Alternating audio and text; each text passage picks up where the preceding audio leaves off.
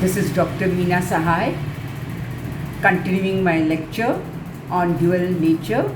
Today we will do about wave nature of particles.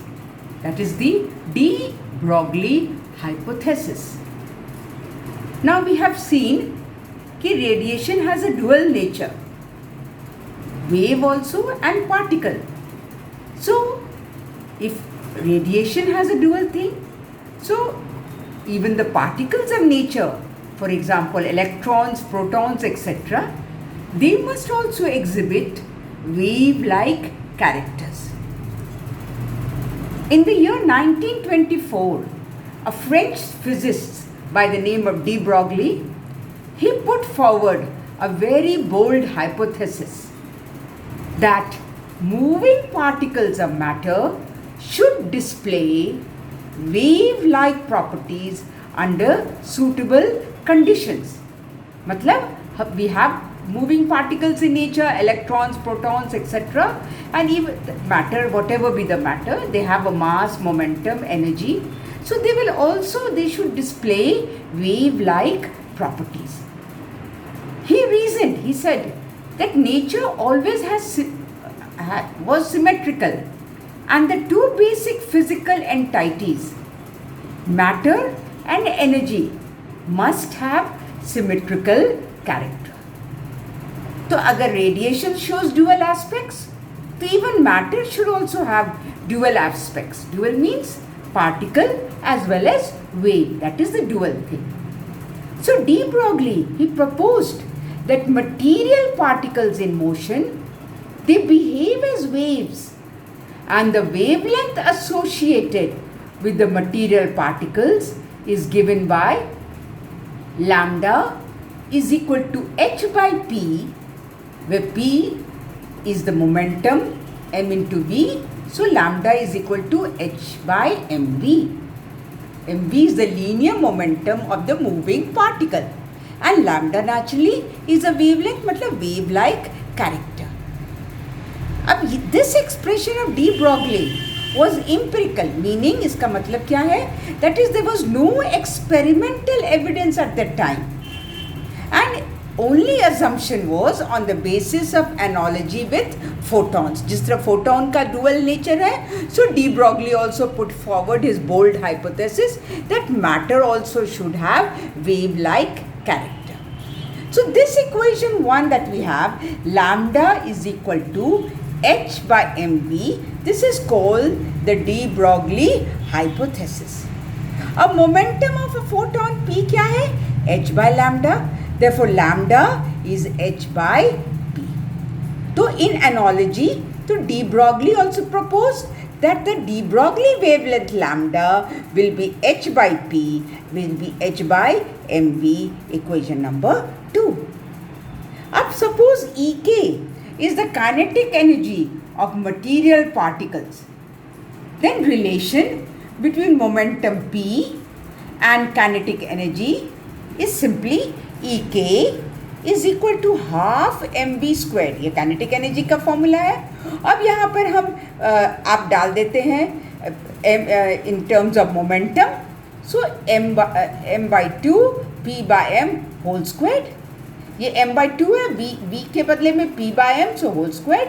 So Ek becomes p squared by 2m, और p जो momentum है, that is under root 2m Ek, equation number 3. For material particles like neutron, at temperature T degrees Kelvin, the average kinetic energy associated is Ek is 3 by 2 kT, जहाँ पे K क्या है? Boltzmann temperature, and T is the temperature, Boltzmann constant.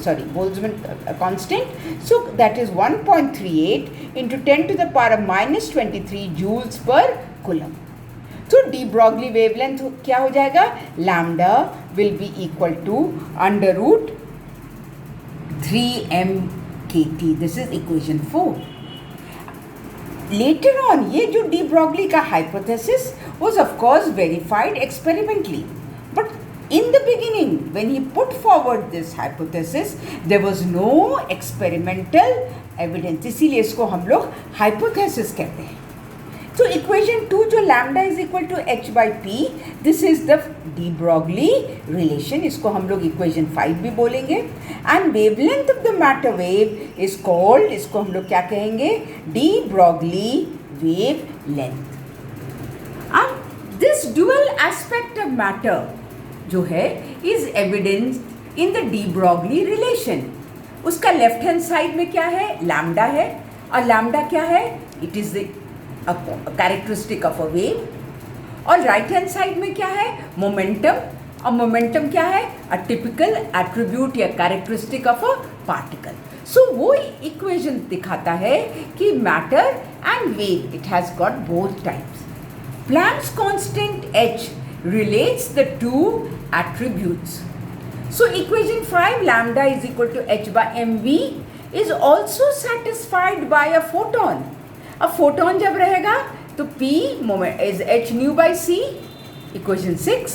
So h by p यहाँ से क्या आएगा, तो आपका आ गया c by nu and this is lambda, equation 7. That is the de Broglie wavelength of a photon given by equation 5 equals the wavelength of electromagnetic radiation of which the photon is a quantum of energy and momentum. क्योंकि photon हम लोग ने किया है last class में, it is a bundle of energy, photon quantum of energy. Then lambda is smaller for heavier particles. अगर मास ज़्यादा है, that is the for example de Broglie wavelength of एक बॉल है जिसका मास है 0.12 kilogram and it is moving at the speed of 20 meters per second. और इसका जब हम लैम्डा निकालते हैं, P is equal to mv आ जाता है 2.40 और lambda is h by p and this comes out to be 2.76 into 10 to the power of minus 34 meters. तो देख रहे हैं ना, minus 34 मतलब very very small. This wavelength is so small that it cannot be measured. That is why हम लोग की daily life में जो ऑब्जेक्ट्स हैं they do not show wave like properties. जो भी बॉल मूव कर रहा है, बटन मूव कर रहा है, मार्बल है, तो they don't show wave like. पर जब हम लोग सब एटॉमिक डोमेन में जाते हैं तो मास बिकम्स वेरी वेरी स्मॉल. सो वहाँ पर wave particle of character of particles is significant and measurable. Suppose हम एक इलेक्ट्रॉन लेते हैं and वो that is accelerated from rest through a potential capital V. So kinetic energy K of the electron क्या हो जाएगा, equals the work done on it by the electric field, that is K is equal to E into V, equation number 8. But K क्या है, kinetic energy half mv squared is equal to p squared by 2m. So equation 8 बन जाता है p is equal to under root 2mk is under root 2mev, equation 9. और de Broglie wavelength lambda हो जाएगा h by p, h by divided by under root 2mk या h divided by under root 2mev, equation 10.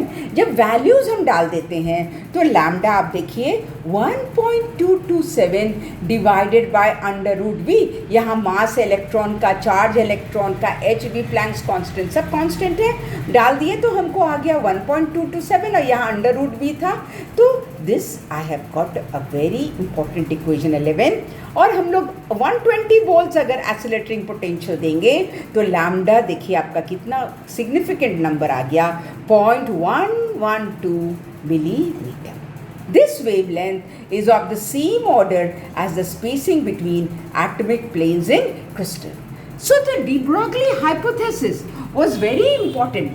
It equated कि even matter has got a dual nature. It has got particle as well as wave-like thing. And hypothesis था because उस समय आपके कोई experimental evidence नहीं था, पर बाद में experimental evidence agree किया इस hypothesis से.